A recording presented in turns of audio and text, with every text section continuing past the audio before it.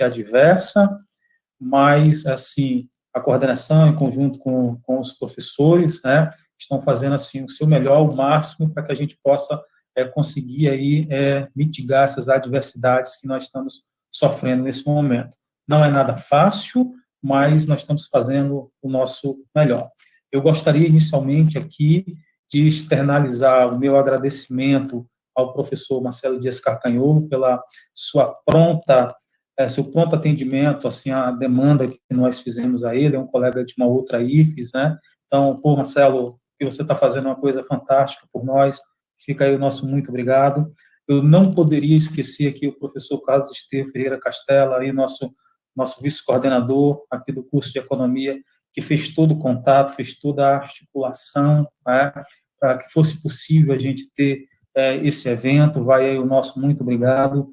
Não menos importante em todo esse processo, o professor José Porfírio da Silva, que está cuidando da parte de transmissão aí do evento. Então, é ele que domina essas tecnologias. O professor Porfírio, vai o nosso muito obrigado. Aos demais colegas da Universidade Federal do Acre que estão participando desse evento.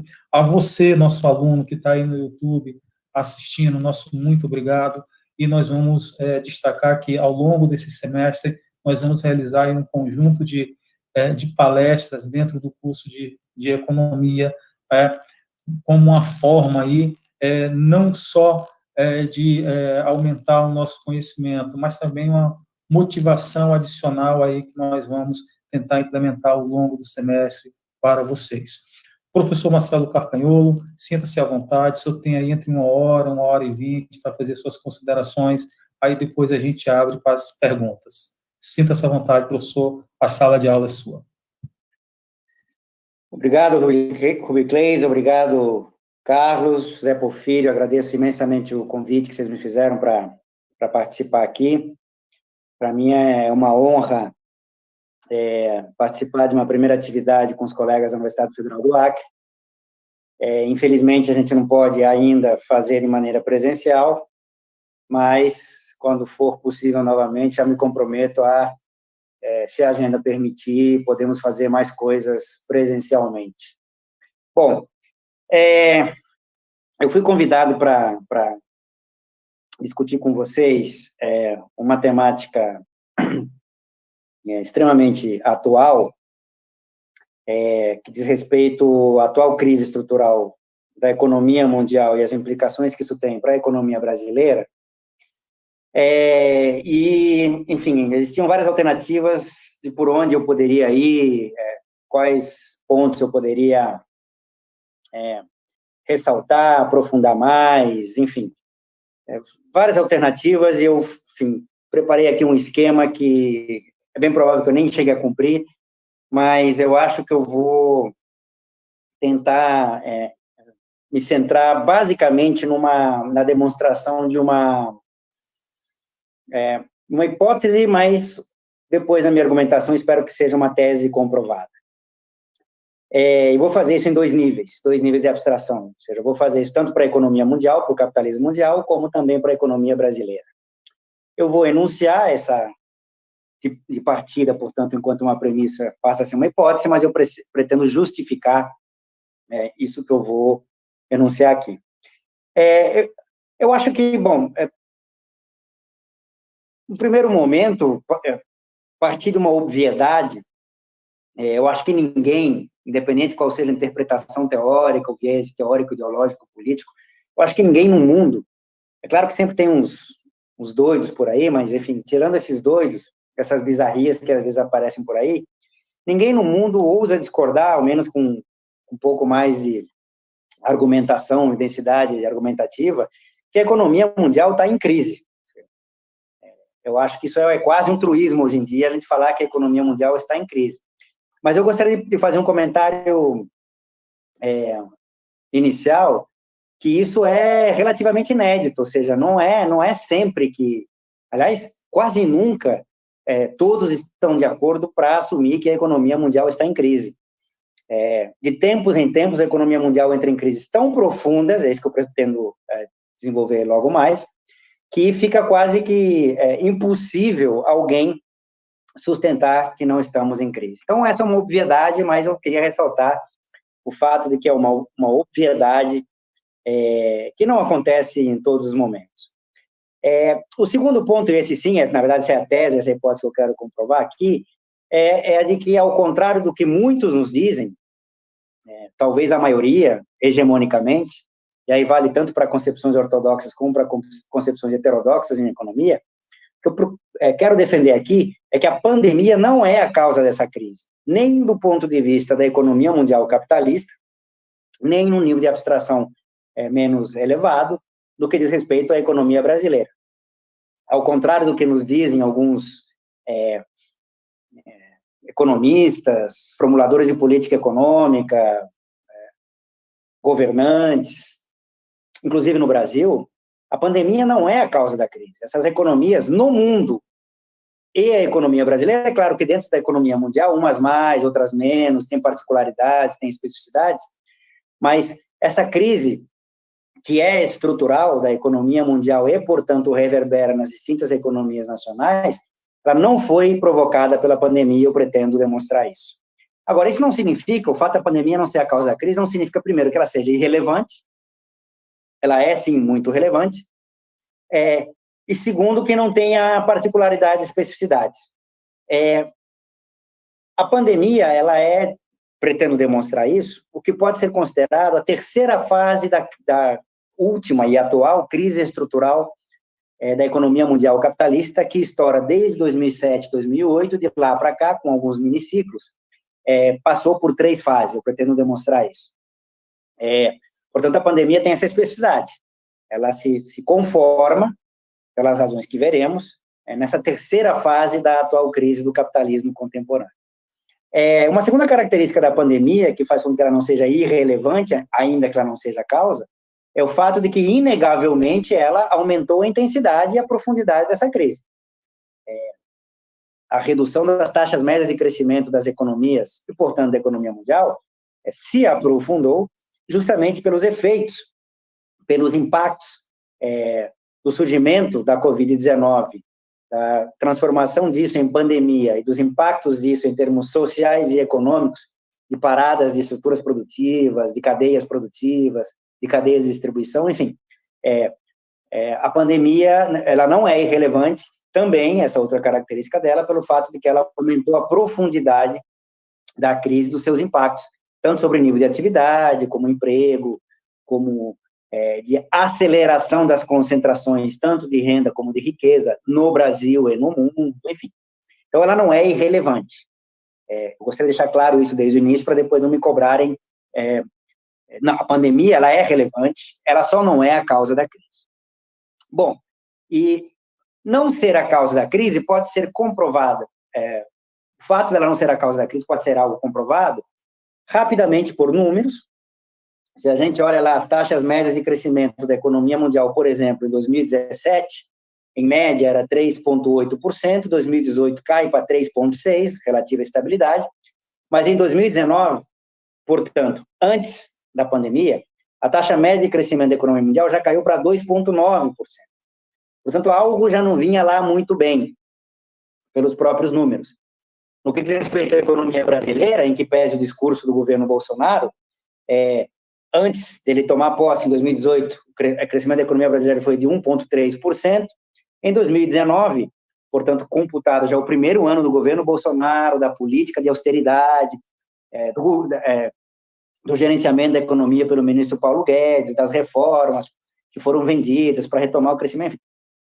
Com tudo isso, a economia brasileira em 2019 já cresceu menos do que em 2018, ou seja,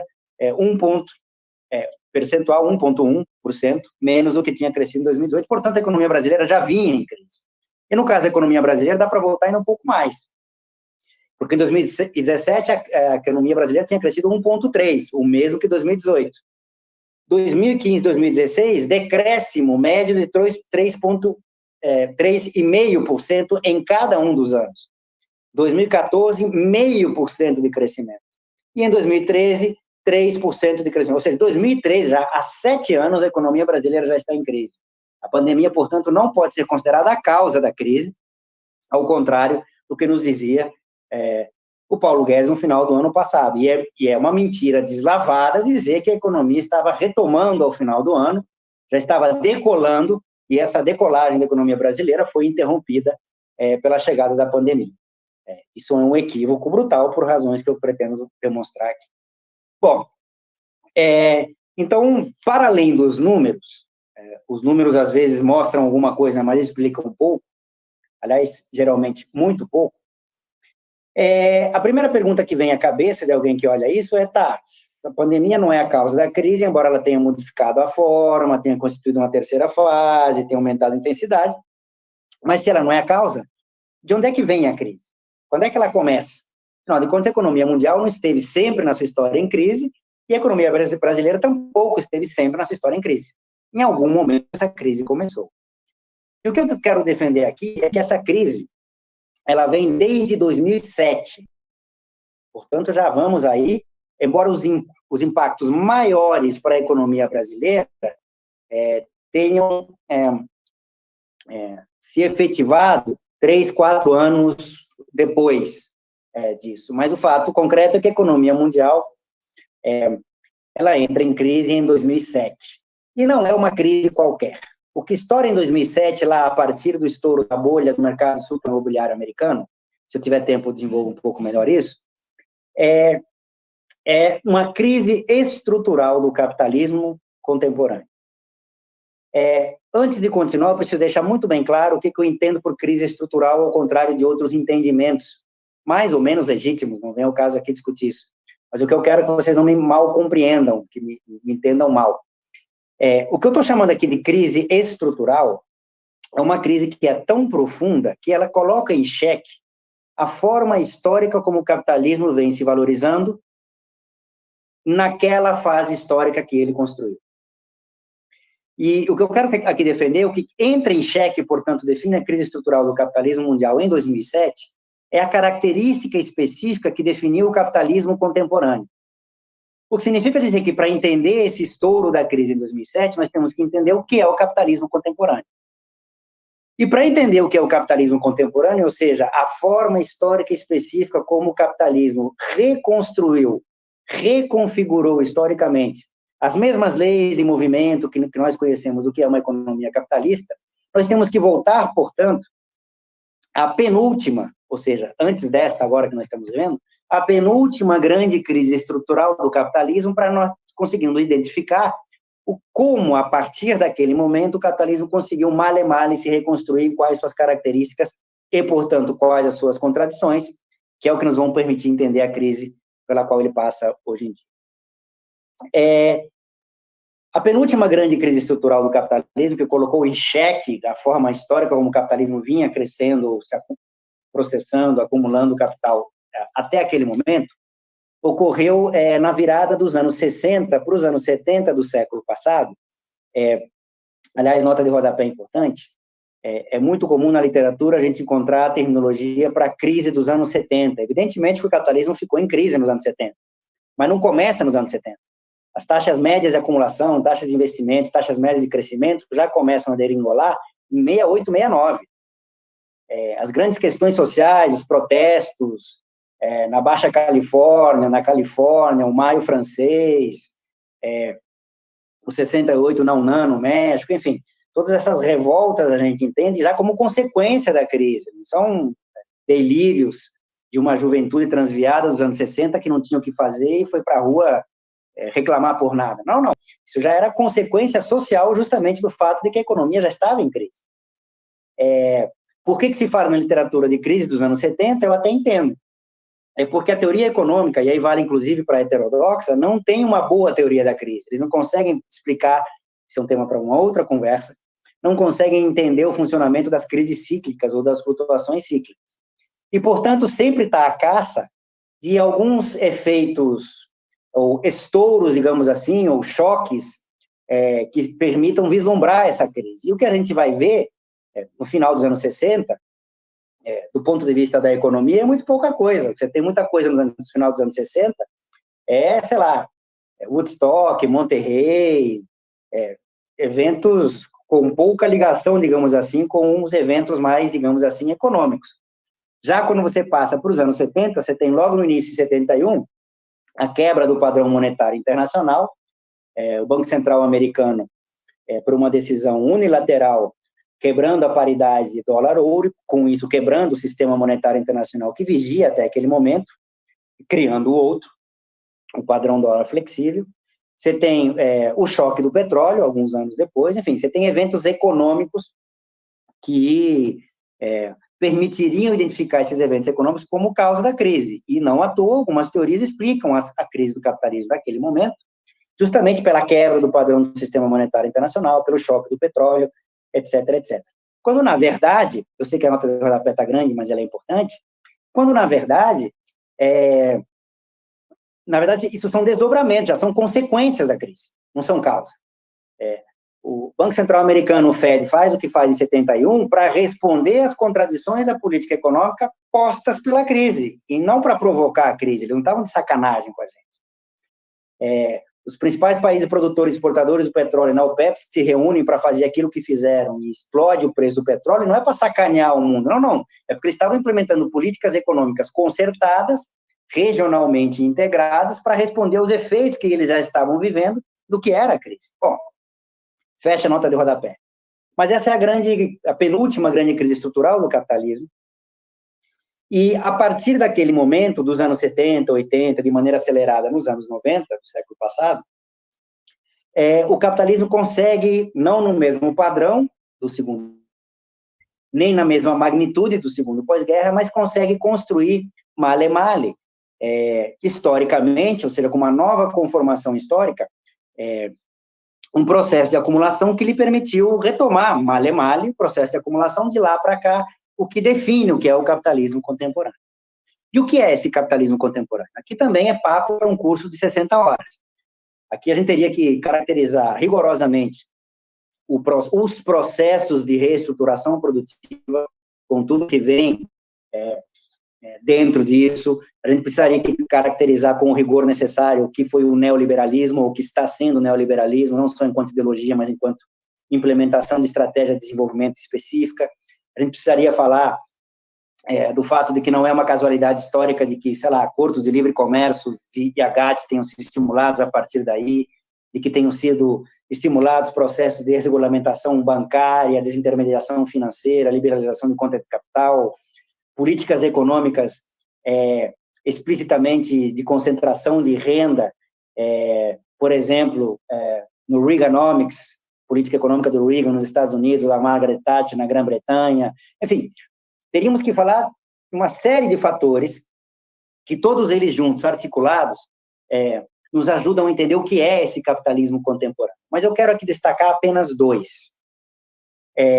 De novo, eu não estou aqui desconsiderando a importância dos outros elementos, mas eu quero destacar dois, porque são os que mais imediatamente, e a gente não tem muito tempo, é o que vão nos permitir entender por que estoura a crise em 2007.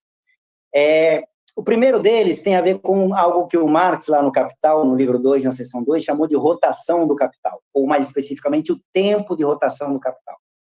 Ou seja, o Marx lá, eu vou aqui enunciar, não tenho tempo de demonstrar isso, mas enfim, o Marx descobre que o simples fato do capitalismo fazer o que ele faz mais rápido, ou seja, ter uma determinada magnitude em dinheiro, comprar meios de produção, força de trabalho, entrar num processo produtivo, material ou material, não importa, porque a produção de material cresceu de lá para cá, enfim, essa crítica pós-moderna a Marx não faz o menor sentido, mas enfim, as pessoas não leem Marx, né? Aliás, nem marxista, quem dirá pós-moderno.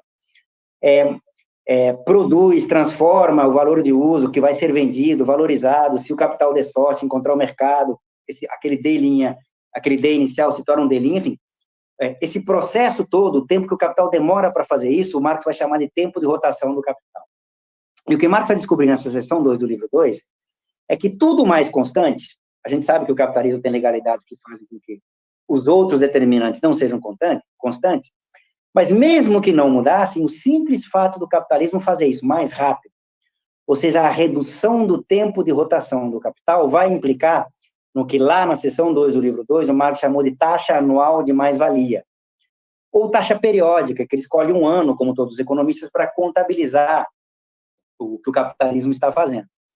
Então, a redução do tempo de rotação do capital implica no aumento da taxa anual de mais-valia ou de exploração, que vai redundar no aumento da taxa anual de lucro. Pois é, o capitalismo contemporâneo, desde os anos 70, tem acelerado o tempo de rotação do capital e, por esse mecanismo, tem contribuído para o aumento das taxas anuais de lucro, pelo menos como tendência, por esse fator, que permitiu ao capitalismo contemporâneo alguma dinâmica. O segundo fator que eu queria destacar aqui do capitalismo contemporâneo é que esse primeiro era pressuposto para o segundo. Está justamente relacionado com o que é mais característico em várias análises a respeito do capitalismo contemporâneo, que é o seu aspecto financeiro, a tal da financiarização, ou a tal da sobredominância, se vocês quiserem, da lógica financeira ou da valorização financeira em relação à valorização produtiva do capital. Eu não vou por aí. Mas o que eu quero ressaltar, de acordo com uma perspectiva marxista um pouco mais rigorosa, é que o que caracteriza o capitalismo contemporâneo, em qualquer setor que o capital esteja, evidentemente pelas razões que nós veremos daqui a pouco, isso se explicita, e até parte, se vocês quiserem, mais naturalmente, se vocês quiserem, dos mercados financeiros, dos instrumentos financeiros, o que está relacionado, inclusive, ao processo de desintermediação bancária, desregulamentação financeira e processo de inovações financeiras, que vem dos anos 70 para cá, que também caracteriza o capitalismo contemporâneo. Mas o que eu quero ressaltar aqui é que o que muda, o que marca, o que caracteriza o capitalismo contemporâneo, não é propriamente onde o capital passa a se valorizar, mas de que forma. E a forma que o capital passa a utilizar para se valorizar a partir dali, ou seja, o que vem sendo característico de maneira crescente no capitalismo contemporâneo, é o que o Marx chamou, lá na seção 5 do livro 3, de capital fictício. Já falei isso, mas eu quero deixar isso muito claro. Não é que o capital fictício, parasitário, especulativo, nos mercados financeiros, cresceu de tamanho vis-à-vis o setor produtivo. Não é isso que eu estou falando. O que eu estou falando é que a lógica de valorização fictícia do capital passou a ser a que rege todo e qualquer processo de acumulação de capital ocorra onde ele vier a ocorrer. No setor primário, sim, na agricultura, no setor secundário, fabril, no setor terciário, serviços, imaterial, inclusive, no setor quaternário, quanto mais existir. Essa lógica fictícia de valorização do capital não se restringe a determinado mercado, mas é característica de todos os mercados. Todos os capitais passaram a se valorizar por essa lógica de valorização fictícia do capital. E o que ela é? O que o Marx chamou de capital fictício lá na seção 5 do livro 3? Aqui eu preciso retomar um pouco a forma específica como o capital se valoriza. Ou seja, primeiro, isso aqui tem que ficar claro, o capital pré-existe. Existe uma determinada magnitude de valor, geralmente na forma de dinheiro, a partir da qual, por meio da qual o capital consegue comprar meios de produção, força de trabalho, pela relação de assalariamento, entrar no processo produtivo, produzir um valor a mais, portanto, valorizar, e uma vez produzido, ele vai conseguir se apropriar desse mais valor na forma de lucro, e ele pode dar o azar de não conseguir, se ele obtiver, depois disso, mercado que realize aquele valor. Então, percebam a sequência lógica, o capital pré-existe, produz, inclusive valorizadamente, para apropriar-se. O capital existe, produz e se apropria. E essa sequência lógica é importante. Por que essa sequência lógica é importante? Porque o capital fictício vai fazer é justamente inverter essa lógica. O que o Marx está chamando de valorização fictícia do capital está relacionada, primeiro, o capital não pré-existe. Não existe uma massa de dinheiro inicial, um capital inicial, se vocês quiserem, a partir do qual a valorização pode ocorrer. Ele não pré-existe. Nesse sentido, se ele não existe, pelo menos ainda, ele tem que ser construído. E como é que ele é construído? O que se faz é justamente vender hoje os direitos de apropriação sobre um valor que ainda não foi produzido, que se crê, se acredita, tem-se a expectativa de que, com base na constituição desse capital dessa forma hoje, vai ocorrer a produção para, a partir da qual existirá a apropriação. Então, percebam, o que pré-existe no capital fictício não é o capital. O que pré-existe é uma expectativa de apropriação futura de um valor, que pode ou não acontecer. Justamente porque pode ou não acontecer, é que o Marx chamou disso de uma ficção. Uma ficção não significa que é algo irreal, significa que é algo que ainda não existe, que porventura pode vir a existir. Então, na verdade, o que acontece é que eu hoje escrevo aqui num papelzinho branco que eu estou vendendo hoje ao preço de mercado os direitos de apropriação sobre o valor que vão resultar deste meu empreendimento que eu vou começar a partir dessa capitalização ou desse crédito de capital que eu vou constituir. Eu vendo esses papeizinhos no mercado, se eu tiver credibilidade, se o mercado acreditar em mim e pagar o preço de mercado, que está relacionado com a expectativa de rendimento e com a taxa de juros, o preço de mercado por esses papeizinhos, eu constituo um capital, geralmente na forma de dinheiro, que vai me permitir, se eu quiser, entrar num processo produtivo, valorizar o capital, etc, etc. Então, percebam, o que o capital fictício faz é inverter a lógica. O que pré-existe é a expectativa de apropriação futura. Essa expectativa de apropriação futura permite, pelo processo da capitalização, constituir o capital que vai produzir ou não, e a partir dessa produção se permite, aquela apropriação que foi antecipada na forma de expectativas, ela pode ou não ocorrer. Pode ocorrer numa maior magnitude, numa menor magnitude, pode não ocorrer, enfim. Essa incerteza, se vocês quiserem, sobre se aquilo que se esperava que ia acontecer vai de fato acontecer, é o que dá esse caráter ilusório, ficcional, que constitui o capital fictício. Então, é a forma de constituição do capital que caracteriza o capital fictício no setor primário, secundário, terciário, no setor produtivo, no mercado financeiro. Essa lógica fictícia de valorização que passa a caracterizar o capitalismo contemporâneo. Muito bem, temos que ganhar tempo. O que define esse capital fictício? Percebam, o que define esse capital fictício é o que de fato existe hoje. É um direito de apropriação sobre um valor que não foi produzido. Pode ser que seja, pode ser que não. Portanto, percebam que o capital fictício hoje, em si, de acordo com a sua particularidade, o capital fictício, ele não produz valor. Ele pode até permitir a produção futura de valor, mas ele não produz.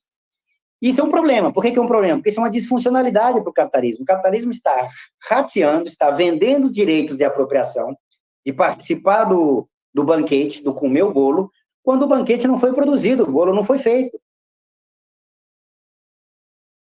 E se esse bolo não for feito, ou seja, se tiver tickets ou direitos de apropriação majorados em relação ao que foi produzido, de acordo com os critérios de distribuição ou de apropriação, isso significa que a fração que vai caber a cada um dos indivíduos ou dos capitais particulares que possuem esse direito de apropriação vai ser menor.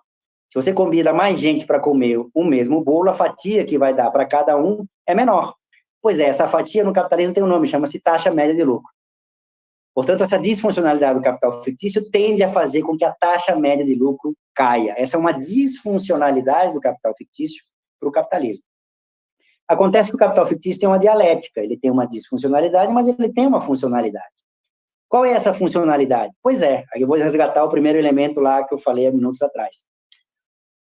O que o capital fictício permite, e permitiu o capitalismo contemporâneo, é acelerar o tempo de rotação do capital de uma forma inimaginável.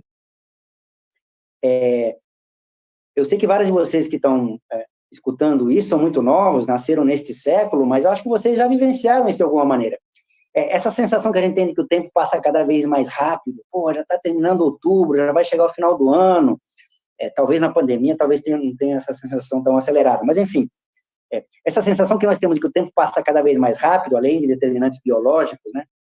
Quanto mais velho você fica, mais rápido você acha que o tempo passa, mas para além do determinante biológico, tem determinante social. Sim, o tempo está cada vez mais acelerado, porque o capitalismo está acelerando o tempo de rotação do capital, aprofundado pela lógica de valorização fictícia desse capital. Isso acontece de maneira insana, de maneira crescente no capitalismo. Não é uma loucura de vocês, aliás, ao contrário, as novas doenças psicológicas, psiquiátricas, estão relacionadas justamente com os efeitos dessa aceleração do tempo de rotação do capital sobre a psique humana, mas, enfim, isso é uma outra temática, não vou trabalhar ela aqui. Então, tenham em mente essa dialética. do capital fictício. Ela é disfuncional, mas tem uma funcionalidade ao acelerar o tempo de rotação do capital e, portanto, a partir daí, tender a aumentar a taxa média de lucro. Por um lado, ela tende a derrubar a taxa de lucro, por outro lado, ela tende a aumentar. Essa dialética é que justamente definiu a dialética do que é o capitalismo contemporâneo. O que acontece em 2007? A partir do estouro da bolha no mercado subprime imobiliário americano. Foi justamente a prevalência estrutural da disfuncionalidade. A partir daquele momento, entrou em xeque esta lógica de valorização fictícia do capital que caracterizou o capitalismo contemporâneo. É isso que está em xeque. O que não significa que vai ser um xeque-mate, o capitalismo vai acabar. Nada é teleológico nos processos sociais históricos. Não significa que daqui o capitalismo vai ter que se modificar historicamente de uma forma completamente diferente. A gente não sabe muito bem. Temos pistas, podemos discuti-las depois, se vocês quiserem. Mas o fato inegável é que essa lógica histórica específica entrou em xeque em 2007. Por isso que está durando tanto tempo e o capitalismo está rateando para sair disso. E não tem garantias de que vai sair disso, ao menos não com essa forma histórica. Essa crise ela já estava sendo anunciada já há algum tempo, de 2007. Podia ter acontecido isso com o estouro da bolha das empresas .com, lá em 2001. Podia ter estourado ali, não aconteceu por várias razões, política econômica, de conjuntura, enfim. Por que ela especificamente estoura em 2007 a partir do mercado subprime imobiliário americano? Bom, o mercado subprime imobiliário americano é um mercado imobiliário tradicional. Os bancos financiavam casas, para quem quisesse comprar casas, na forma de hipotecas. Então, na verdade, você comprava aquilo, mas tinha uma hipoteca. Você era dono daquela casa, mais ou menos, porque enquanto você pagasse as parcelas da hipoteca, ok. Se não pagasse as parcelas da hipoteca, você não só perdia tudo aquilo que pagou, como ainda tinha a casa tomada pelo banco em função do que era hipoteca. Uma lógica tradicional de hipoteca. Qual era a especificidade daquele mercado?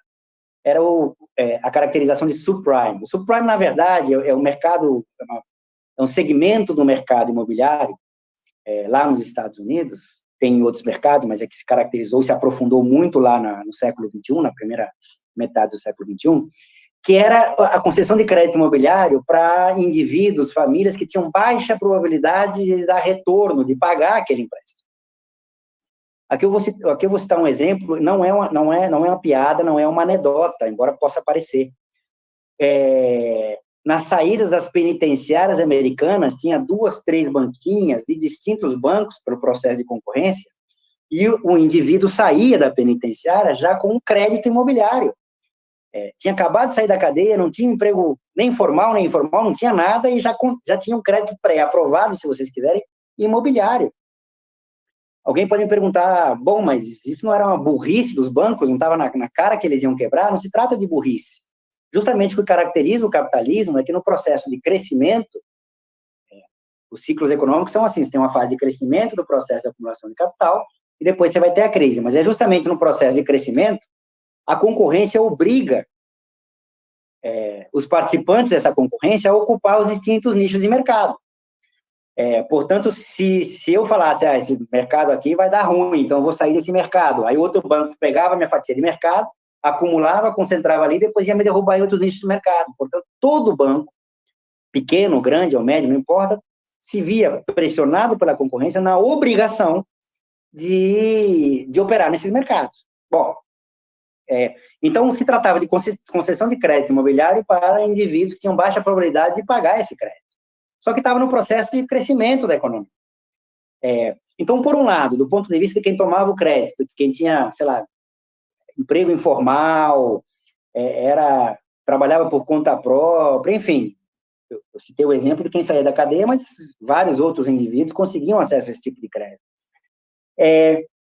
O que estava acontecendo na prática é que eles possuíam uma casa e tinham tomado um empréstimo, tinham uma dívida, sei lá, de $200 mil que tinha custado aquela casa.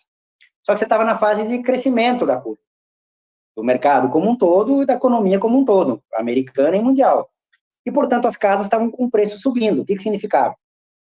Que, sei lá, em determinado momento eu poderia pegar aquela casa, vender, sei lá, por $400 mil, Eu tinha começado com nada, tinha tido um crédito imobiliário e tinha entrado nessa casa que valia $200 mil, estava vivendo nela.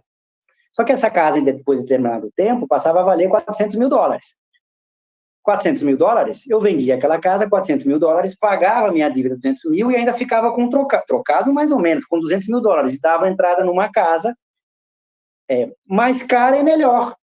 Eram os novos ricos americanos ostentando. Aconteceu com vários bens, carros, enfim, vários bens, com vários imóveis, mas é que o mercado imobiliário é que foi mais pesado. Do ponto de vista dos bancos, o que acontecia é o seguinte: banco é banco porque oferta crédito, porque demandou crédito.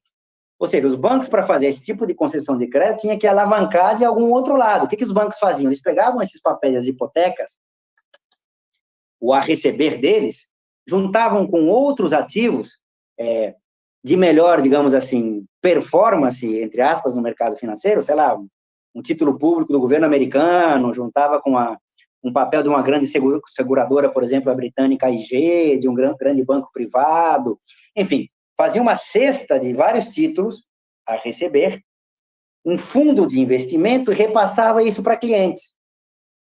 Os nomes eram maravilhosos desses fundos de investimento.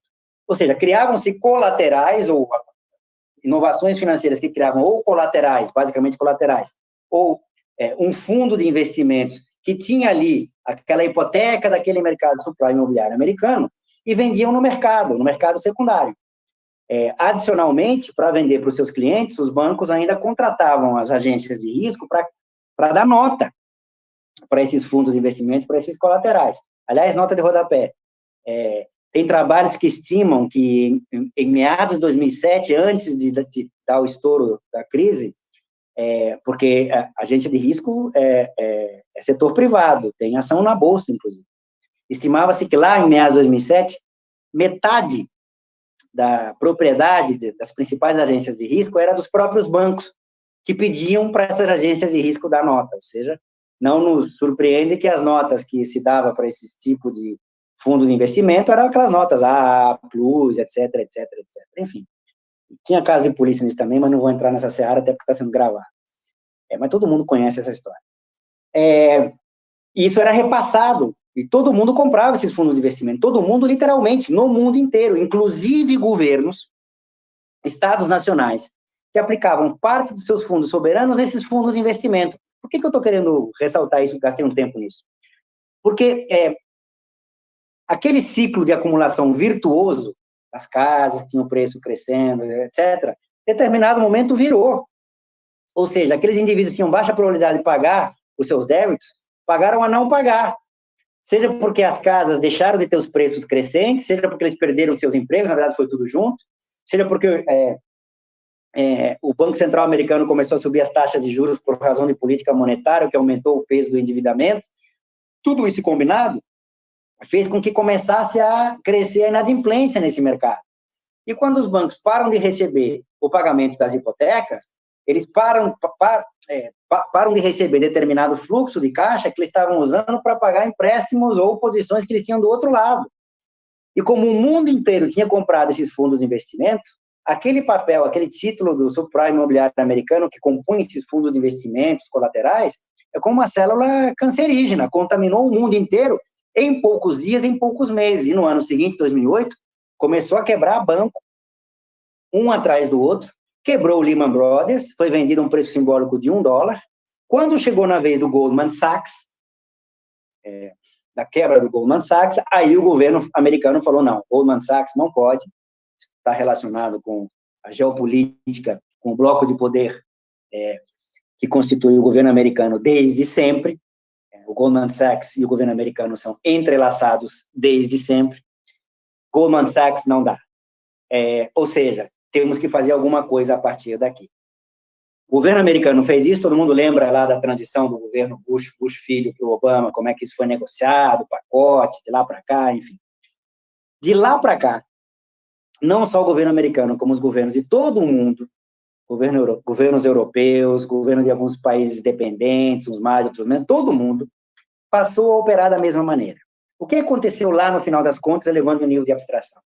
O que tinha acontecido em 2007 é que foi superacumulado, superproduzido capital fictício, direitos de apropriação, que se via, era essa expectativa, não tinham adequação no processo de produção do valor.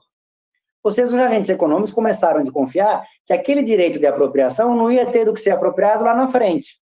Na hora que eu acho que não vou ter do que me apropriar na frente, eu tento passar o mico hoje, eu tento antecipar isso hoje, portanto, tento revender esse papel nos mercados secundários.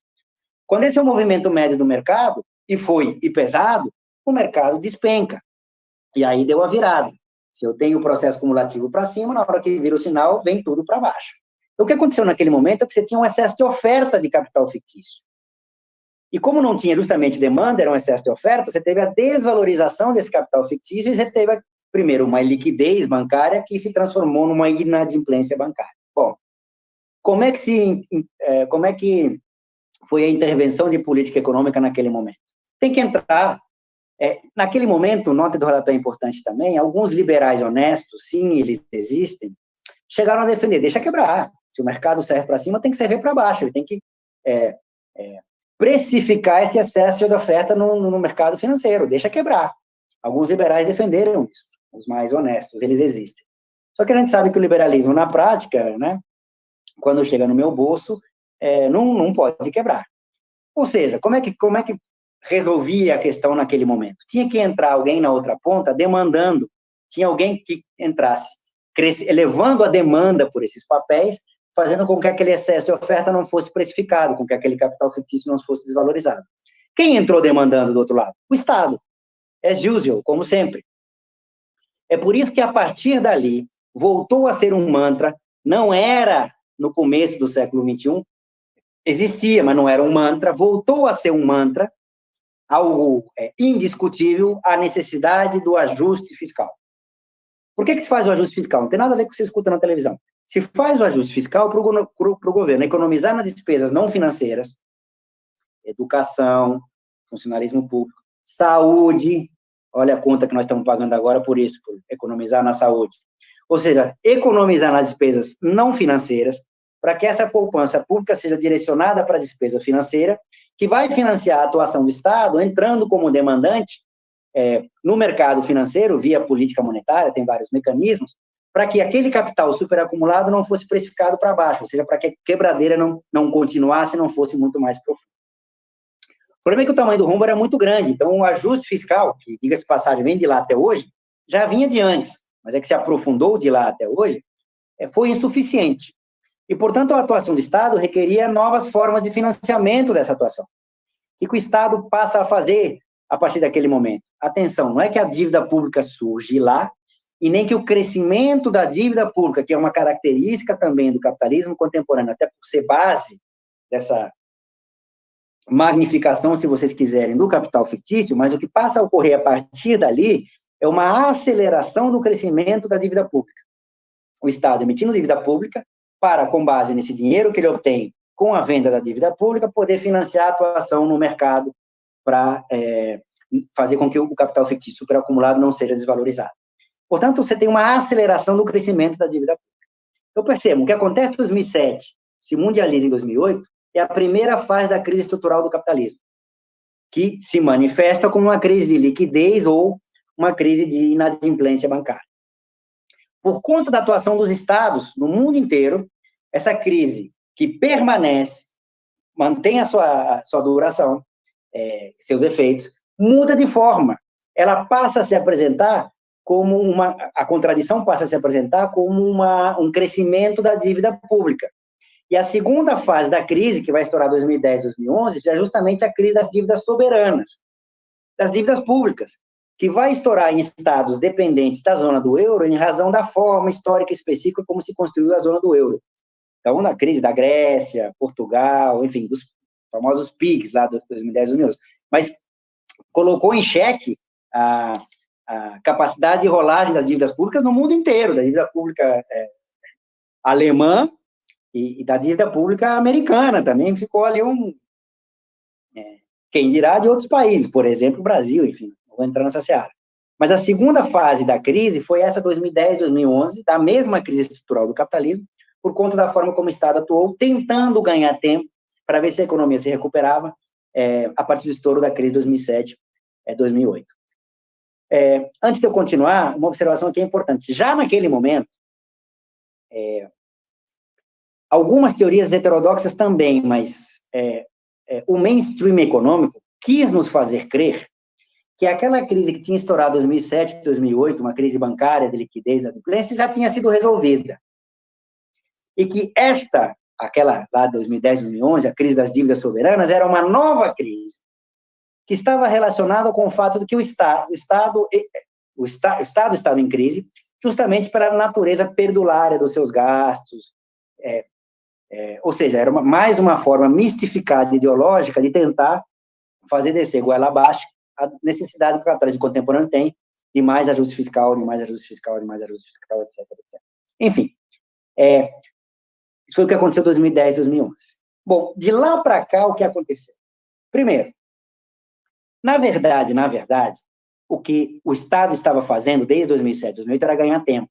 Isso eles dizem, não sou eu, o marxista, estou dizendo, eles dizem. Estamos tentando ganhar tempo para ver se a economia mundial se recupera, para ver se o PIB da economia mundial, das principais economias, se recupera. E com a recuperação da economia, enfim, o cenário é outro, etc, etc. Na linguagem aqui que eu estou, na interpretação marxista que eu estou propondo para vocês, o grande problema é que você tinha direitos de apropriação vendidos em excesso sobre uma produção de valor que não correspondia.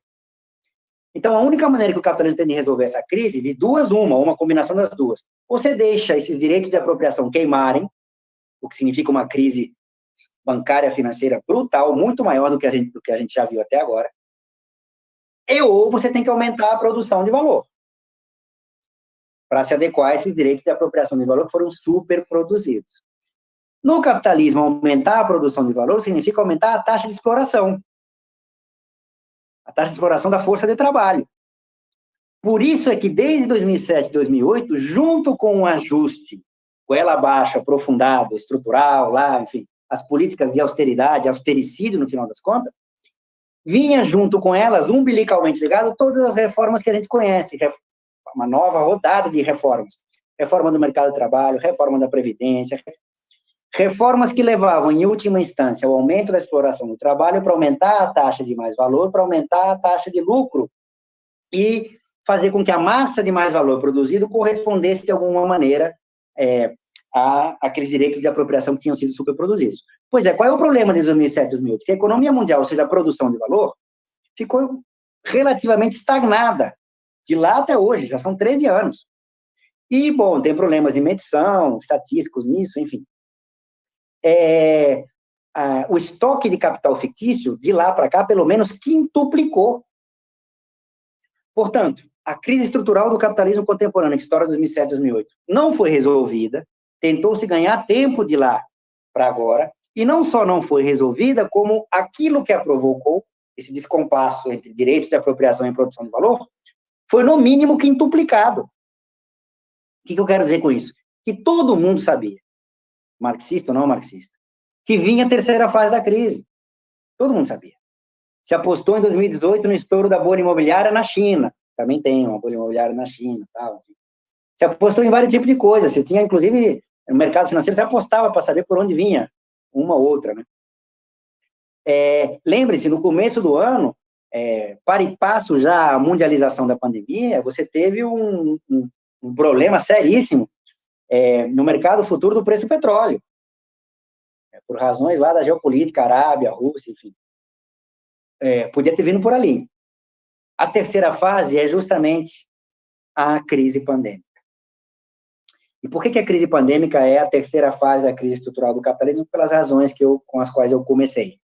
Porque, embora ela não seja a causa dessa crise, ela não é irrelevante, ela aprofunda em muito a intensidade dessa crise. Modifica a sua forma e magnifica os seus efeitos econômicos, sociais e assim por diante. Bom, isso me ajuda a explicar, espero que tenha demonstrado, que a pandemia não é a causa da crise da economia mundial. Bom, e a economia brasileira nisso? Bom, a economia brasileira é uma economia dependente. É claro que ser uma economia dependente é uma questão de grau, não é a mesma coisa ser uma economia dependente como a brasileira, que tem ainda alguma dinâmica de mercado interno, alguma, assim, reles, pífia, estrutura produtiva de maior densidade tecnológica, mas não se compara, por exemplo, com uma economia como a boliviana, para fazer referência a um país que teve um processo eleitoral nesse final de semana. Ou uma economia como a paraguaia, uma economia, enfim, há graus de dependência distintos. A economia chinesa pode ser entendida como uma economia dependente, mas um grau de dependência muito menor do que o nosso, mas assim, infinitamente menor. Mas ela é, de alguma maneira, dependente. Enfim, não vou entrar aqui na seara de quão dependente é, quanto não é. Mas o fato concreto é que a economia brasileira, ao ser uma economia dependente, ainda que existam mais dependentes do que a nossa, ela sofre os efeitos da economia mundial. E, basicamente, o que define uma economia dependente é que existem processos, o que se chama mecanismos de transferência de valor, que, por conta de processos de concorrência, pelo fato de que produtividades médias, seja na concorrência dentro do mesmo setor, ou produtividades de setores que têm produtividade média maior do que setores nos quais a gente se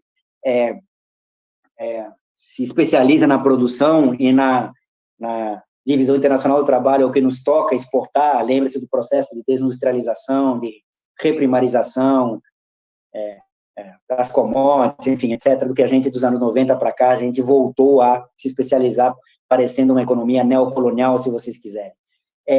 Enfim, a gente sofre os efeitos da economia mundial. E esses mecanismos de transferência de valor fazem com que parcela do valor do mais-valor produzido por esse capitalismo independente, parte, não seja apropriada aqui, mas seja apropriada pelos capitais que operam em economias centrais, imperialistas, se vocês quiserem. Também tem um mecanismo de transferência de valor pela conta de capital. A nossa conta de capital ela é deficitária por natureza estrutural, por conta da divisão internacional do trabalho, e, portanto, o serviço dessa conta de capital financeira faz com que a gente transfira. Antigamente, quando eu fiz graduação, tinha um conceito que se usava em contabilidade nacional, que não é mais utilizado, eu entendo por quê. Chamava-se de renda líquida enviada ao exterior. O nome já dizia o que significava isso. Mas, enfim, não precisa ser marxista para você perceber isso. Mas a conjuntura também joga, ou seja, os determinantes estruturais, são os mecanismos de transferência de valor, determinam o fato de a gente ser como a gente é. Isso é desde que a gente se insere na divisão internacional do trabalho de maneira passiva, não independente, portanto, dependente de maneira subordinada. Só que a conjuntura, às vezes, quando o cenário externo é favorável, alivia isso, por vários mecanismos. A gente viveu isso justamente até antes da crise de 2007. Você tinha o boom das commodities, o preço das exportações explodiu, a quantidade exportada também explodiu, porque as economias que mais cresciam necessitavam justamente dos produtos que nós produzíamos e que nós exportávamos. Nossas exportações explodiram, não só as do Brasil, a da América Latina inteira. Tivemos superávites comerciais que sobrepujavam os déficits na conta de serviços, de rendas. Portanto, nós tínhamos superávites em transações correntes, a América Latina inteira. Portanto, nós tínhamos um crescimento do estoque de reservas internacionais. Nunca antes na história da América Latina tivemos um cenário externo tão favorável. Chegou-se a pensar em fazer um Banco do Sul. Economia dependente só pensa em fazer banco de 500 em 500 anos. Pois aquele cenário externo favorável virou. Agora o que nós temos é um cenário externo desde 2007 completamente desfavorável. E esse cenário externo desfavorável, ou seja, a conjuntura desfavorável, antes a conjuntura favorável aliviava os mecanismos de transferência de valor. Não os terminou, simplesmente os mascarou. O que o cenário externo desfavorável faz agora é justamente aprofundar esses mecanismos de transferência de valor. Então, a economia brasileira está em crise desde pelo menos 2013, porque a economia mundial está em crise desde 2013. E nós somos uma economia dependente. A pandemia conformou a terceira fase da crise da economia mundial, portanto, a pandemia reconfigura justamente a nova fase da crise da economia brasileira. Não é a causa, reconfigura, remodela, dá nova forma para ela. E, além disso, ainda tem as barberagens de política econômica doméstica. E, com isso, Carlos, eu já estou me encaminhando aqui para o término da minha fala, para a gente abrir para um bate-papo, tá? E vou terminar com o seguinte, com as barberagens da política econômica brasileira. Num primeiro momento, quando estoura a pandemia, lembrem-se, Bom, no primeiro momento veio aquela história de que não, a economia estava decolando, a pandemia não vai nos atingir. É uma versão fascista da direita do que o Lula dizia lá da crise de 2007, 2008, que ia ser uma marolinha. Nunca é, economia dependente nunca é uma marolinha. Num primeiro momento, portanto, o que eles nos diziam, não, a melhor maneira de responder aos efeitos econômicos e sociais da pandemia é aprofundar a agenda de reformas e do ajuste. Foi o primeiro discurso lá do Bolsonaro, não, porque ele não sabe o que ele está falando quando ele fala essas coisas, mas do Guedes, da equipe econômica.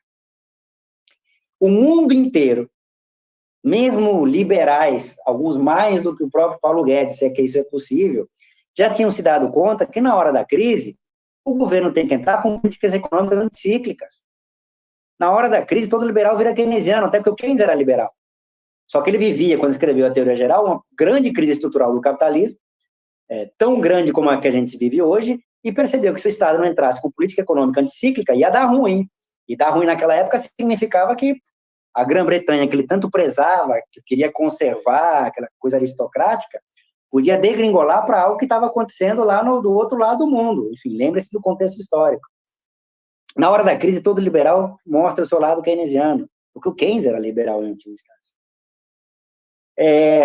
Bom, mas aqui demorou, né?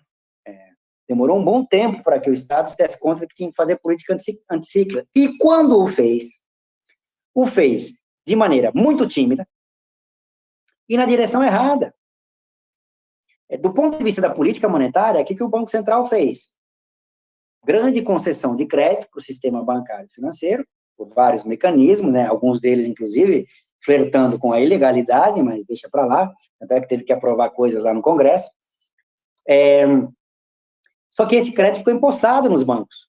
O banco não repassava esse crédito para a ponta, porque, enfim, quem é que vai emprestar ou tomar emprestado com um ambiente de incerteza, para dizer de maneira keynesiana, profundo desse?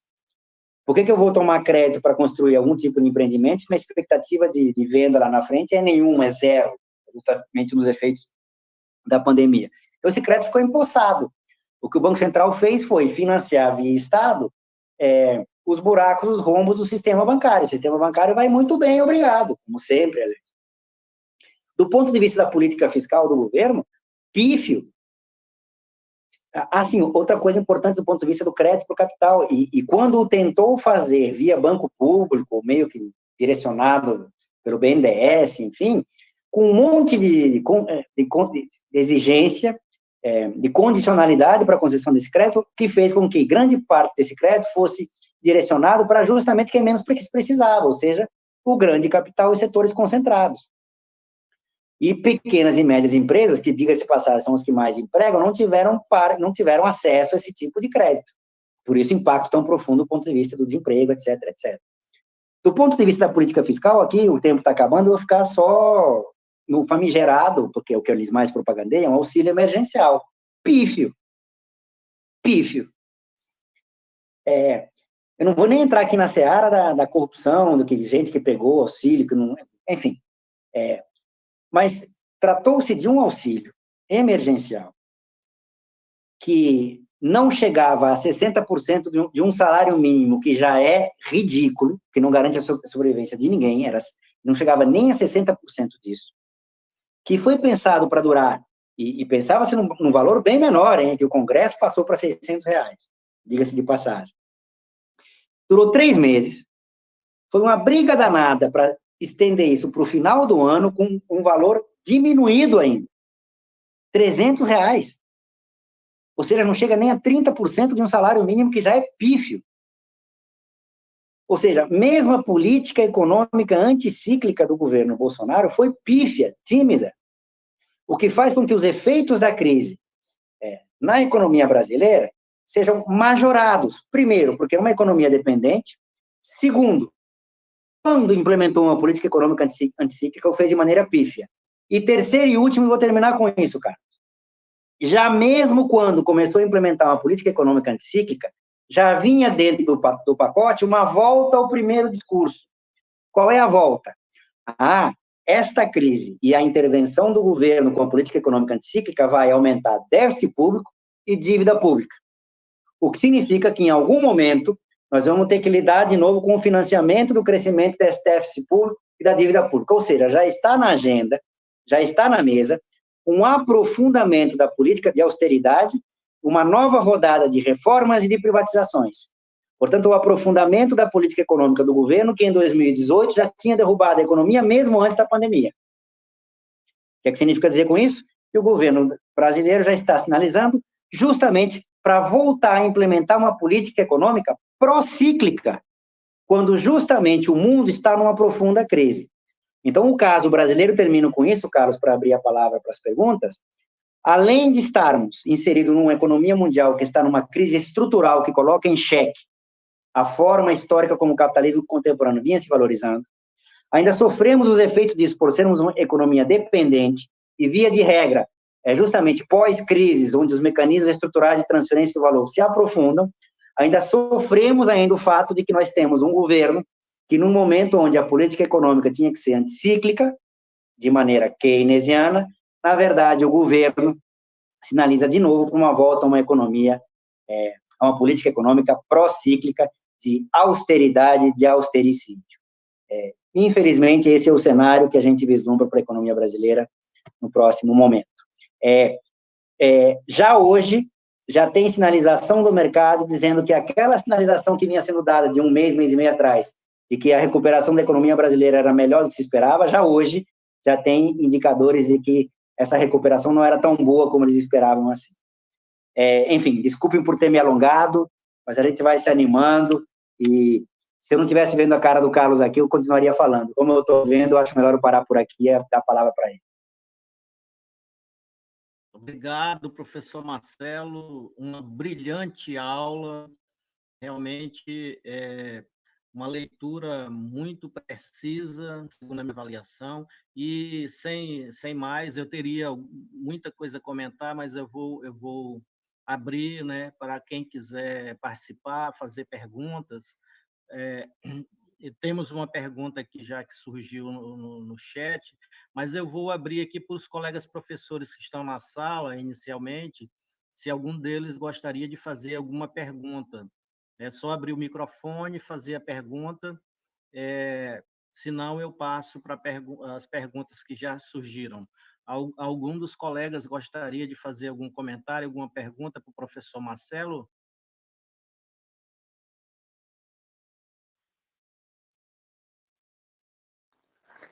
Eu, Estevão. Professor Robson, por favor.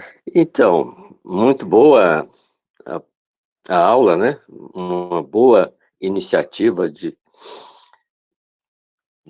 professores de terem trazido o professor Carcagnolo, né?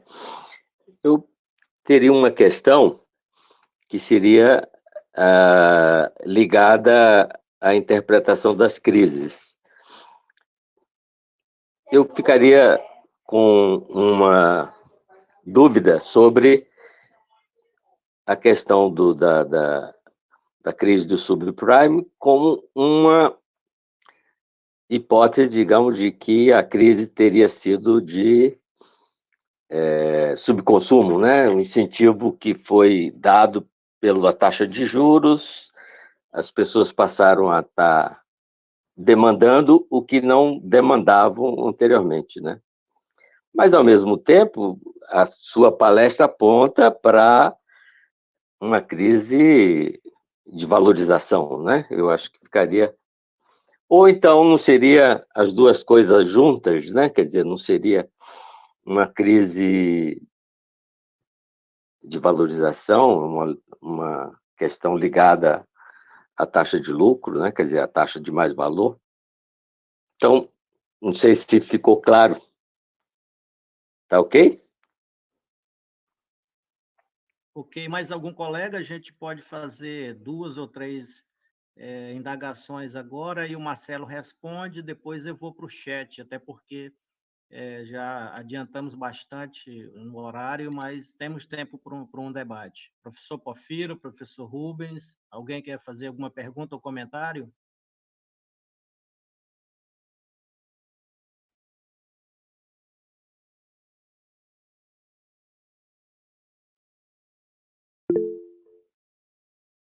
Ok, então professor Marcelo, eu acho que você poderia já responder o Robson enquanto eu pego aqui, busco a pergunta no chat que foi feita por um aluno do curso de Economia. Tá bem, tá bem. A pergunta do Robson é uma pergunta que, assim, poderia também, de novo, dar pano para a manga, a gente ficar aqui horas e horas conversando, que, na verdade, a pergunta dele é sobre qual é a causa das crises, né? Bom, eu vou te apresentar aqui a minha leitura do Marx, da forma como eu tenho percebido a questão. Isso vale para outras interpretações. Ele mencionou a crise de subconsumo, mas poderia valer para outras, tá? Depois, se você quiser, eu posso falar da lei da queda, das desproporções, enfim, de outras interpretações para a causa da crise. Mas o subconsumo não pode ser causa de crise no capitalismo. Aí eu vou responder primeiro do ponto de vista lógico, depois eu vou para Marx. Por uma razão muito simples. Porque se a lógica a economia capitalista entrou em crise por um problema de demanda, por um problema de subconsumo, por um problema de demanda efetiva, enfim, use-se o linguajar que quiser, na verdade, você está explicando a crise por uma consequência dela. Porque, nota, se a sequência lógica ocorreu um subconsumo, uma falta de demanda, portanto, isso provoca a crise, tem um problema lógico aí. Porque qual é o problema lógico? O problema lógico está no seguinte: a causa da crise tem que ser justamente aquilo que provocou o subconsumo. O subconsumo não pode ser a causa, porque, na verdade, é uma consequência da crise. Algo no capitalismo já fez, o que esse algo é uma outra discussão, com que, de alguma maneira, se explicitasse um subconsumo.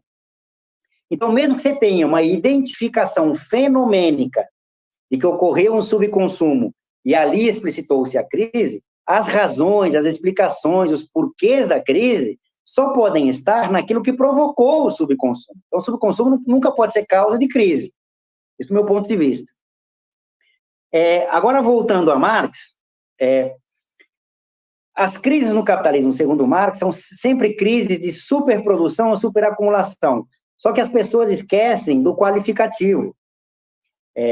A impressão que eu tenho é que as pessoas se restringem, às vezes, a ler o livro 1, esquecem que, na verdade, tem outros livros para ler, não só livros 2 e 3. Porque é muito claro no Marx que as crises no capitalismo são superprodução não de formas do capital. Eu me lembro, em 2008, vários colegas marxistas dizendo: não, o capitalismo não está em crise, porque se é uma crise financeira, não teve superprodução de mercadoria. Quer dizer, as crises no o capitalismo entra em crise porque foi superproduzido o conteúdo capital, tem excesso de capital.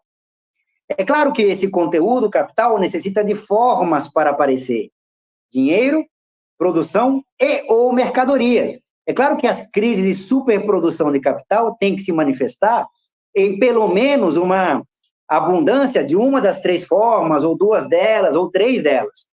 Mas é perfeitamente possível pensar uma superprodução de capital que não redunde, por exemplo, numa superprodução de mercadoria, mas das outras duas formas. Como é que eu enxergo a crise do capitalismo contemporâneo que estoura a partir de 2007, 2008? Foi superproduzir o capital fictício. Ou seja, um capital que se valoriza segundo essa lógica fictícia, o que não se restringe aos mercados financeiros. E isso, Robinson, é o que eu acho me diferencia de uma interpretação mais keynesiana, que contamina muito do marxismo. O problema não está só nos mercados financeiros. Nos anos 90, toda grande empresa abriu o banco. Então, não existe essa de capital produtivo e capital financeiro. O capital é um só. Então, do meu ponto de vista, o que explica essa crise é a superprodução ou superacumulação, se você quiser, do conteúdo capital, mas por ser uma crise específica desta época histórica, é do que eu acho caracteriza o capitalismo, historicamente falando, nesse período, o capitalismo contemporâneo, que é o capital fictício. Assim eu o leio, mas aqui tem tanta interpretação quanto o time de futebol, eu sei disso.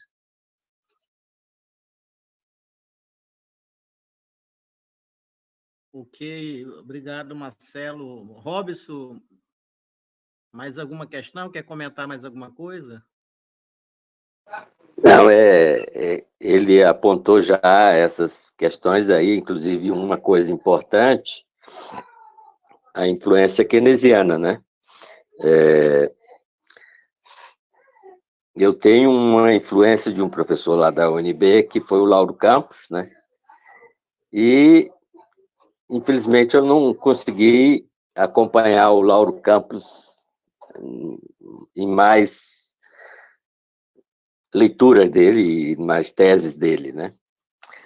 Mas ele apontava como o Keynes como sendo um esperto para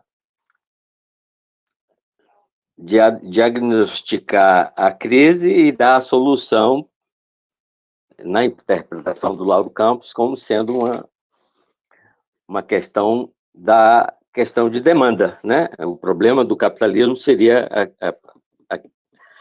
a demanda efetiva chamada, né? Então, em certo sentido, vamos dizer, essa referência que você fez aí das diversas torcidas, né? Então, eu até gostaria que você comentasse um pouco um autor que eu acho que tem produzido bastante, que é o Beloso, né? Que tem um livro agora que é o livro A Escassez na Abundância Capitalista, né?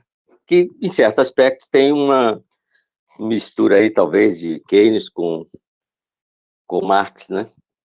O que você acha?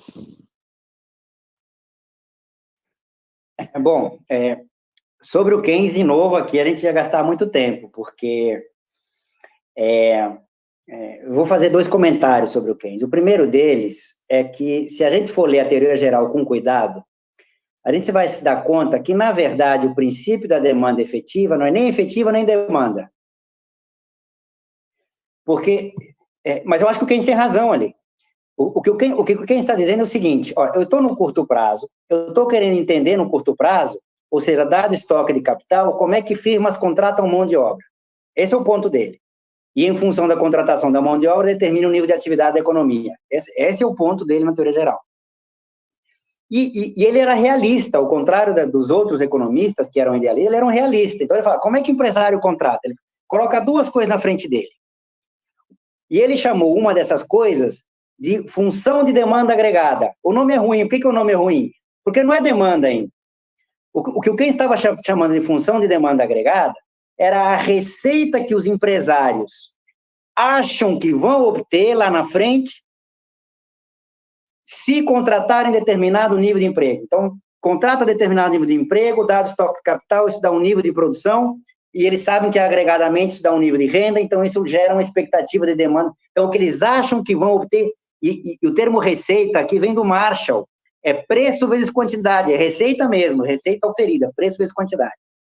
Tá. E isso era crescente em relação ao nível de emprego. Cresce o nível de emprego, cresce o nível de renda, cresce o produto, vai crescer a demanda, tudo bem. Qual é a outra? A outra é o que ele chamou de preço de oferta agregada. O que era o preço de oferta agregada? É o que os empresários esperam, mas esperam no sentido de gostariam de obter de receita.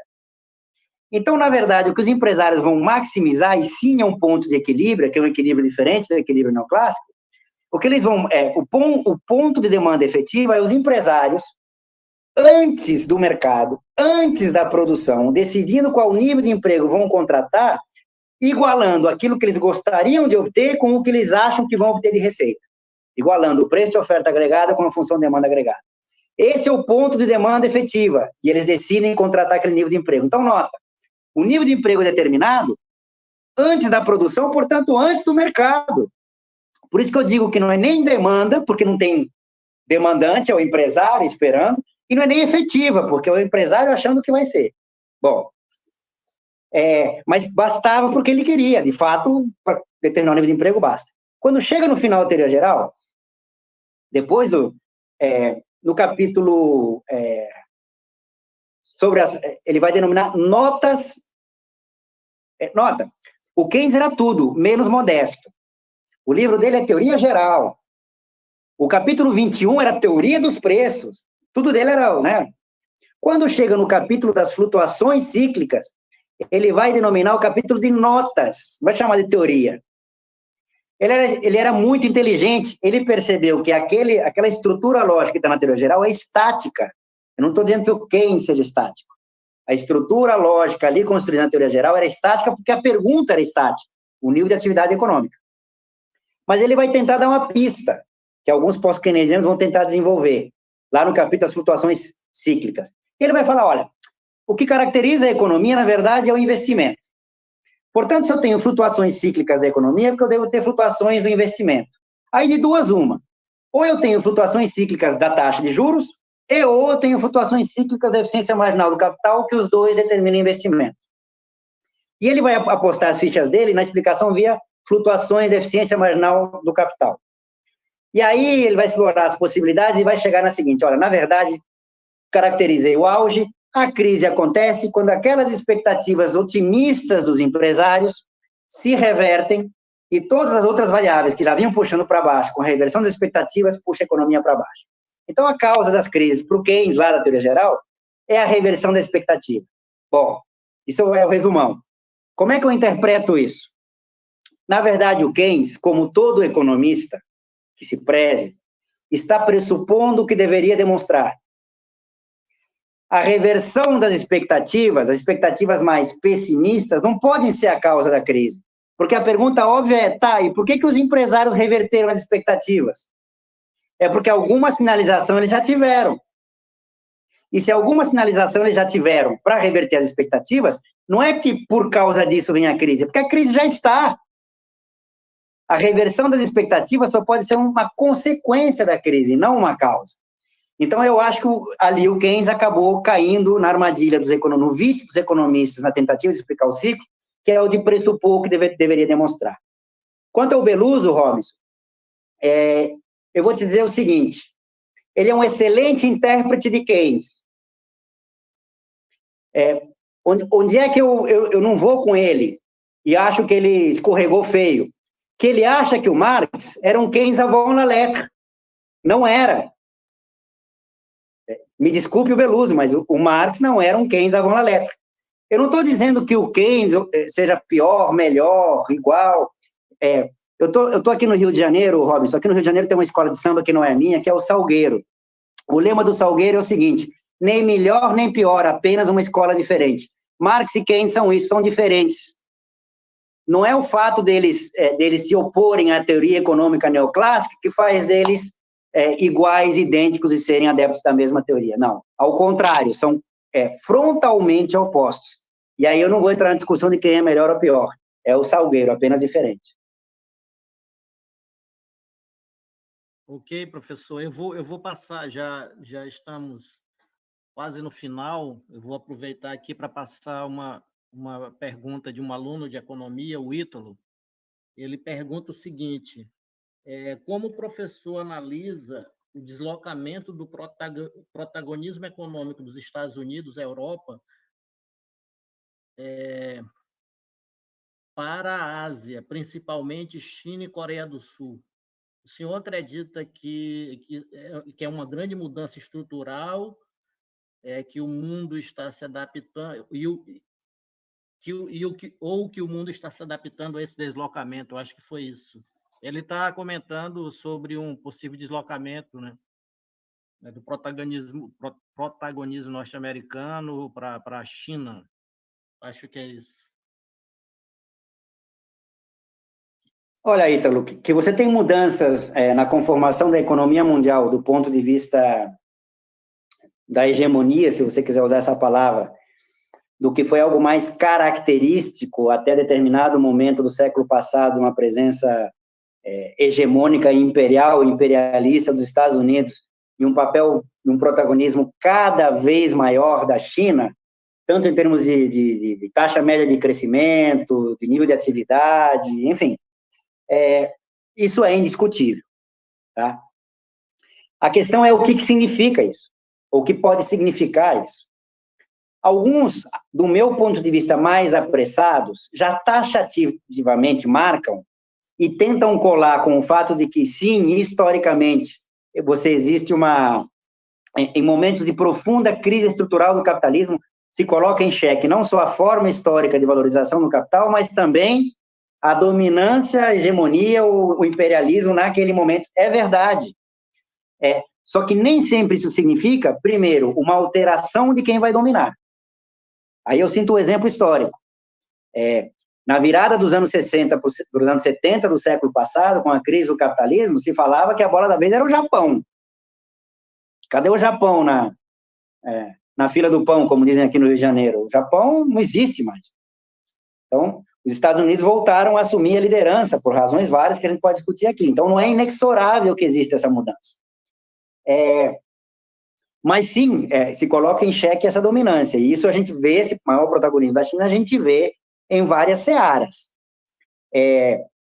Segundo comentário que eu faria, por que não dá para ser taxativo de que desta vez, sim, os Estados Unidos vão ser desbancados, e nesse caso agora pela China? Coreia esquece, tá? Coreia... Sim. Mas a Coreia era igual ao Brasil e melhorou, mas aí não é mérito da Coreia, é um demérito do Brasil. Tá? Coreia esquece. Vamos conversar da China. Ainda que o papel, o protagonismo da China, do ponto de vista da economia mundial, venha crescendo, ela ainda é dependente na economia mundial. É que num grau de dependência muito menor da gente. Isso não significa que ela vai ser sempre dependente e que o seu grau de dependência não esteja diminuindo. Sim, vem diminuindo. Mas você quer ver o que um bom sinalizador? Imagina que semana que vem os Estados Unidos, por razões de política monetária interna, resolvem dobrar as taxas de juros dos Estados americanos. Tenta antever qual é o impacto sobre a economia mundial, incluindo a China. Isso mostra que ela depende, inclusive, da política monetária americana. Outro exemplo. Por maior que seja o estoque de reservas internacionais da China, e é muito grande, a China ainda se vê na obrigação de denominar grande parte dos ativos que constituem suas reservas internacionais em dólar. Ela ainda não tem total margem de manobra para amanhã dizer, não, convertemos todas as nossas reservas internacionais para moedas não conversíveis ao dólar. Se ela fizer isso, ela está morta. Então, é outro exemplo de que ainda a China, ainda que venha assumindo maior protagonismo, ainda que venha questionando cada vez mais o papel de liderança, não só econômica, mas em outras searas também americana, ainda é uma economia dependente. O que vai acontecer daqui para frente? Apesar de eu ser economista, eu não tenho bola de cristal, todo economista acha que tem uma, né? Mas a história é aberta, eu apenas posso te dizer que o que se sinaliza daqui é que muita coisa ainda tem que acontecer, inclusive conjunturalmente, para que a China possa desbancar os Estados Unidos na dominância da economia mundial. Ok, obrigado, Marcelo. Já estamos com 20 horas e 30 minutos, aí no Rio é 2 horas a mais, né? Não tenho mais nenhuma pergunta aqui no chat. Eu vou, então, só em nome da coordenação de economia, eu vou já passar para o coordenador fazer um fechamento, mas eu queria agradecer você por ter aceito o convite que a coordenação fez, né, para bater esse papo, não é, e promover essa aula que eu avalio como uma brilhante aula, né, uma interpretação muito interessante sobre, né, o capitalismo contemporâneo e a crise. Então, assim, só te agradecer, espero que você venha conhecer o Acre para que possamos conversar pessoalmente, para você conhecer, eu não sei se você já veio aqui, né, no Acre, mas seria muito bem-vindo aqui você conversar pessoalmente, presencialmente com nossos alunos de economia. Eu vou te passar para te fazer as considerações finais, eu não sei se alguém mais quer perguntar, o professor Porfiro ainda está na sala, é que aqui no chat não apareceu mais nenhuma pergunta de aluno. Mas vou te passar, então, para as considerações finais, depois o professor Rubiclés pode fazer um fechamento aí em nome da coordenação. Mas muito obrigado mesmo, companheiro. Tá bem, Carlos, eu que agradeço o teu convite, o convite dos colegas aí da Federal do Acre. Eu sei que nossas agendas estão cada vez mais sobrecarregadas, né, com o trabalho remoto, mas eu me comprometo aqui em público assim que for possível novamente, aí pessoalmente aí a Federal do Acre, contribuindo o que eu puder, mini curso, palestra, enfim, reservar de repente uma semana, não sei. Aí é uma questão de acertar a agenda, mas eu estou me comprometendo aqui em público para estreitar aí os laços e a cooperação, porque isso aqui é uma primeira aproximação, né? Vários pontos aqui que eu pensei em falar, não tem tempo, também vocês pensaram em perguntar, só o tete-a-tete é que resolve essas pendências. Então, estou me comprometendo aqui de público de retornar, aí sim, presencialmente, a Federal do Acre para discutir com os colegas aí da economia. Eu agradeço muito o convite, Carlos, e espero que tenha contribuído. Eu sei que muitos pontos, alguns conceitos, algumas categorias, enfim, algumas interpretações teóricas podem ser de difícil acesso para algumas estudantes, principalmente aquelas que estão no começo do curso, né? Mas eu espero que, pelo menos, o instigar a curiosidade por conhecer a fundo e com rigor esses aspectos econômicos que juntam estrutura e conjuntura, eu posso ter contribuído com isso. E se esses iniciantes e essas iniciantes no curso de economia já tiverem percebido que economia não é uma técnica, é uma ciência que, justamente por ser uma ciência social, tem dentro de si distintas e opostas interpretações teóricas sobre um mesmo evento. Se eu contribuir para isso, eu já estou mais do que satisfeito. Independente dessas pessoas terem gostado ou não da minha interpretação, se eu já consegui mostrar a pluralidade que existe em economia, eu já cumpri minha missão aqui. Carlos, eu agradeço e reafirmo meu compromisso. Assim que der, eu vou estar aí com vocês. Ok, muito obrigado, Marcelo. Eu vou passar para o professor Rubiclés, que é o coordenador do curso, para que ele possa fazer esse fechamento, que eu acho que começamos muito bem o nosso período, né, como a universidade está chamando, o ensino remoto emergencial, com essa sua conferência, né? Anotei muita coisa aqui, né? Infelizmente não deu para interagir, porque pensamos em 1h30, já ultrapassamos, mas com certeza a sua contribuição foi muito expressiva. Tenho certeza, alguns alunos estão comentando aqui no privado, muito bom, muito legal, também no chat alguns comentários, então eu acho que conseguimos alcançar o objetivo. Eu vou passar então para o professor Rubiclés, em nome da coordenação, né, para que ele possa fazer os agradecimentos finais. Professor Rubens. Marcelo, do fundo do coração, o curso de Economia da Universidade Federal do Acre agradece você. Acho que nós precisamos fazer essa interação de uma forma mais intensa e constante, né? Nós podemos estar num país continental, mas nós podemos estar mais juntos ainda nesse sistema das IFES.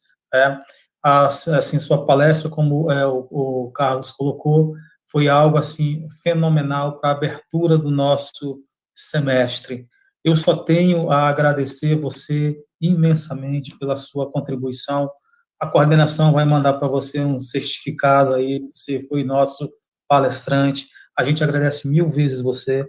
Eu externo mais uma vez aqui o meu agradecimento ao professor Carlos Estevam, que ele foi assim, um grande articulador de toda essa atividade, do professor José Porfírio também aqui, que nos auxiliou nessa questão da informática. Sozinho ninguém consegue fazer nada, mas 2, 3, 4, 5, 6 conseguem mudar o mundo. Então, assim, muito obrigado, Marcelo. Foi muito importante a sua palestra para todos nós. A você, nosso aluno que está aí assistindo, essa não é a última, é apenas mais uma das grandes palestras que nós vamos levar a vocês ao longo desse semestre. Muito obrigado. E você volta, Marcelo, que nós queremos mais você aqui. Compromisso meu. Muito obrigado. Eu que agradeço. Abraços e cuidem-se, hein? Valeu.